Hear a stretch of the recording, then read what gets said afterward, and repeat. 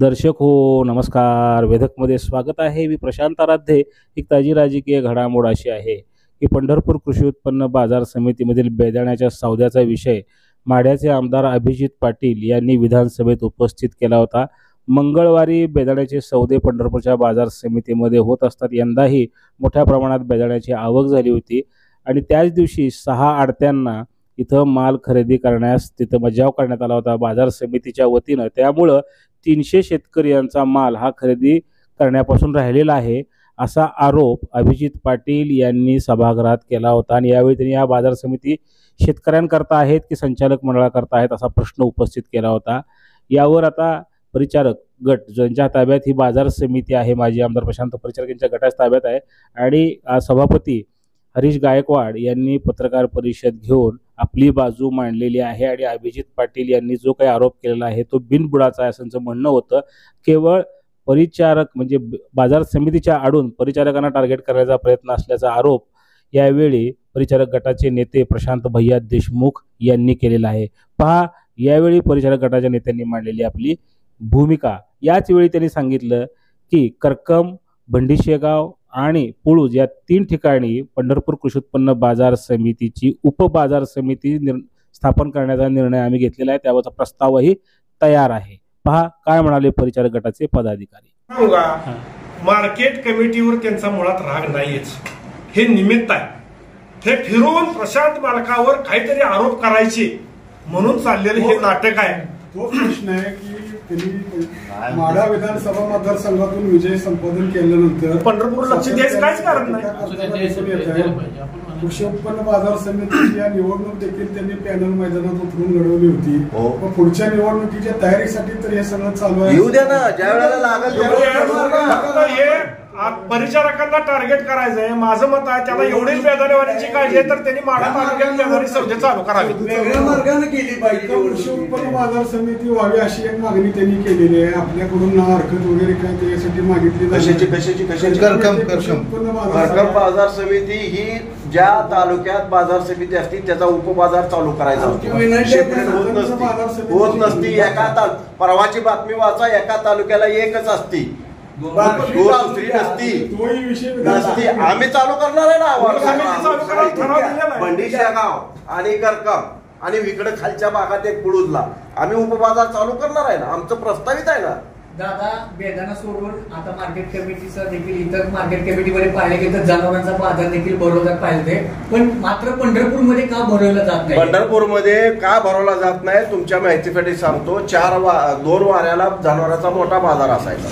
हे आवार एकूण इथून मोकळी जागा आहे आणि समोर एसटी स्टँडची मोकळी जागा आहे. तिथं कॉलेजच्या पलीकडचे ह्या सगळ्या मोकळ्या जागेत जनावरं बांधली जायची. परंतु 4-5 वर्षे पूर्वी कोरोनाचा प्रश्न आल्यापासून काही लोकांनी कलेक्टर ऑफिसकडे तक्रारी केल्या की इथं आम्हाला ते इन्फेक्शन होतंय, हे होतंय. मग आम्हाला त्यांनी या 2 वारीला सुद्धा बाजार तिकडं भरवायला लावला वाकरीला, तुम्ही बघतात. आणि आम्हाला बाजार भरवायला जागा नसल्यामुळं आणि दुसरी गोष्ट 2 ते 4 वेळा आम्ही प्रयत्न केला जनावरांच्या बाजारचा. बस सांगोल्याचा ट्रेंड चांगला बसल्यामुळं तो इकडं जो जनावर विकणारा आणि जनावर घेणारा जो व्यापारी आहे तो इकडं येत नाहीये. इथं आम्हाला सगळ्या प्रकारचे बाजार करायला आम्ही तयार आहे, पण आमच्या पण काय अडचणी आहेत त्या आम्ही सोडवायचा प्रयत्न करतोय आमचे नेते आदरणीय प्रशांतजी परिचारक यांच्या माध्यमातून. पण अजून थोडा वेळ द्या ना आम्हाला. बाजार कमिटी आपल्या पंढरपूर कृषी बाजार कमिटीमध्ये किती ओपन स्पेस आहे आणि किती गाळपा आहेत? आता काय केलं? ओपन जागा किती आहे? ओपन जागा किती? 8 ते 9 एकर आहे. याच्यामध्ये भरवता येत नाही. ते एवढेच बसत नाही, मग पुरत नाही, ती जागा पुरत नाही. मग पुन्हा तक्रारी होते, मला जागा मिळत नाही, हे होत नाही. म्हणून तर वर नेली ना आपण. आपलं घोड्याचं जे मार्केट होतं पहिलं ते परत तिकडे आणण्यासाठी काय आपला प्रयत्न असणार आहे? एक सांगा मला, कुठलाही आपण खाजगी असू द्या किंवा एखादी संस्था असू द्या, ज्या वेळेला चालवतो त्यातून 4 पैसे मिळावेत असा एक नियम आहे. ऍक्च्युली त्या घोडे बाजारात काहीही उत्पन्न मिळत तरी सुद्धा आंदोलनासाठी चाललेलं आहे. तरी सुद्धा आम्ही पहिल्यापासूनच प्रयत्नशील आहोत. पण मगाशी सांगितल्याप्रमाणे त्याचे खरीददार आहेत ते इथे येत नाही. खरीददारी खरेदी विक्री आम्ही आमचे स्वतःचे घोडे आणून दोन बांधले, व्यापाऱ्यांना काही पैसे देऊन आम्ही तो व्यापाऱ्यांना उभा केलं होतं, तरी सुद्धा खरेदीदार कोणी नाही, त्यामुळे ते आपलं बाहेर विक्रेल त्याला शेष आपला अपयश आहे. आता आपण सांगितलं की खरेदीदार येत नाही म्हणजे आपला अपयश आहे. खरेदीदारांना आता ते काय वाटायला लागलं की पंढरपूरचा बाजार मोठा. सीसीटीव्हीचा जो आपण सीसीटीव्हीची मंजुरी मिळालेली आहे.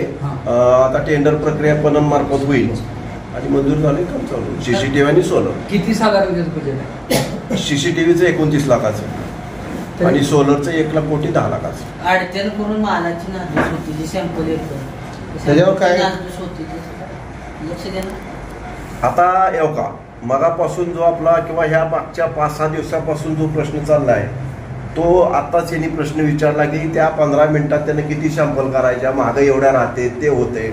आता त्या 15 मिनिटामध्ये तो आरती जास्तीत जास्त सॅम्पल निघाल्या पाहिजे असा प्रयत्न करतो. उधळपट्टी होती ते. येतो मी त्याच्यावर येतो मी येतो ना एक जरी एका वेळेला बोलूया आणि मग त्या 15 मिनिटात जास्तीत जास्त तो 80-85 सॅम्पल काढायचा प्रयत्न करतो. मग आता पहिल्या दुकानात त्याचे खरेदी करणारे 50 ते 55 लोक असतात. जे त्या बॉक्सच्या कडेला उभारलेत त्यांना हातात मिळतो. जो मागे उभारलाय त्याला ते सॅम्पल गरजेचं असतं. वेळही खूप कमी असतो, तेवढ्यात ते सगळं विक्री करायचं.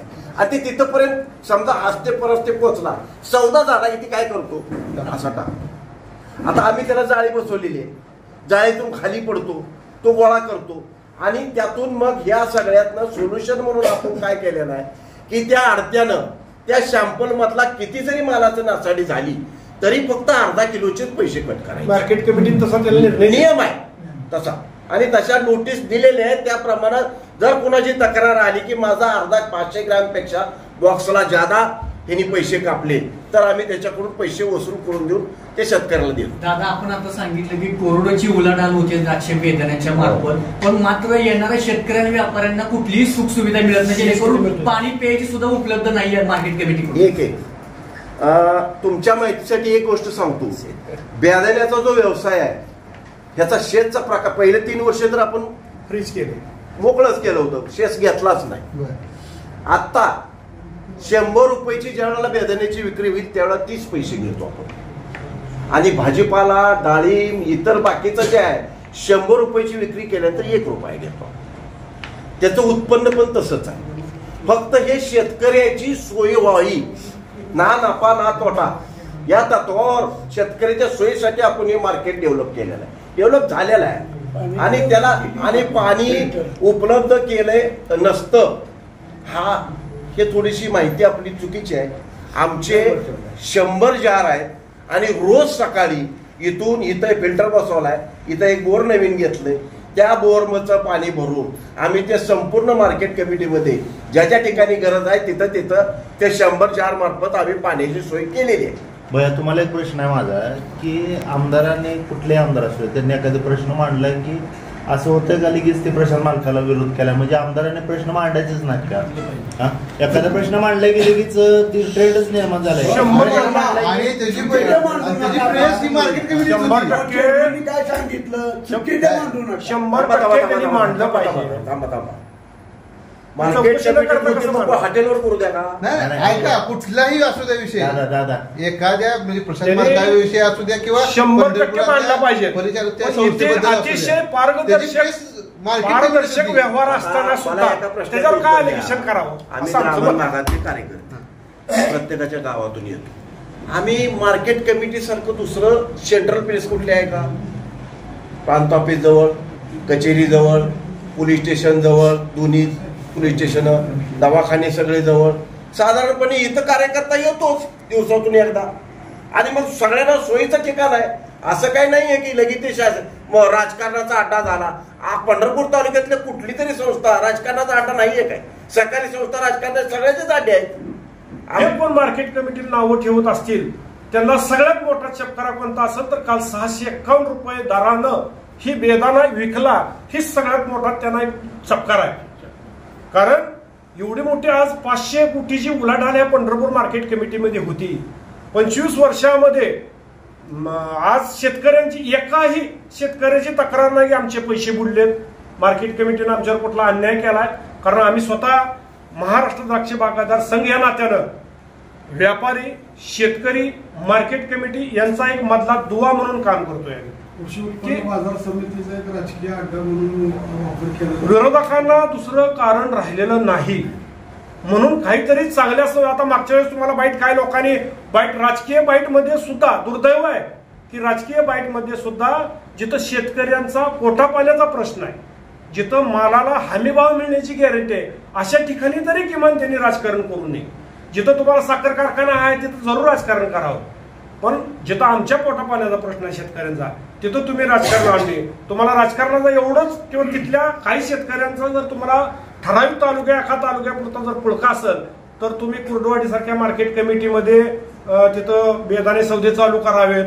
तुम्ही त्या व्यापाऱ्यांना तिथं बोलवाय. तुमच्याकडे साखरेचे व्यापारी बोलवल्यावर येतात, बेदाण्याचे काय येत नाही. तुम्ही करा ना प्रयत्न. पंढरपूरमध्ये विजापूर असेल, सोलापूर असेल, माढा असेल, बार्शी असेल, मोहोळ असेल, या पंढरपूर तालुका असेल, या ठिकाणं आज 20 वर्ष झाली बेदाणा इथं येतोय. कुठेतरी विश्वासपात्र आहे म्हणून येतोय. कृषी उत्पन्न बाजार समितीवर विश्वास आहे, इथल्या आडत दुकानदारावर विश्वास आहे म्हणून इथं इतका आज बेदाणा येतोय. आज काल बघितलं तुम्ही एका दिवसामध्ये 250 गाडीची आवक आहे. मग ही कुठनं का आज आता ही म्हणते 300 शेतकऱ्यांचा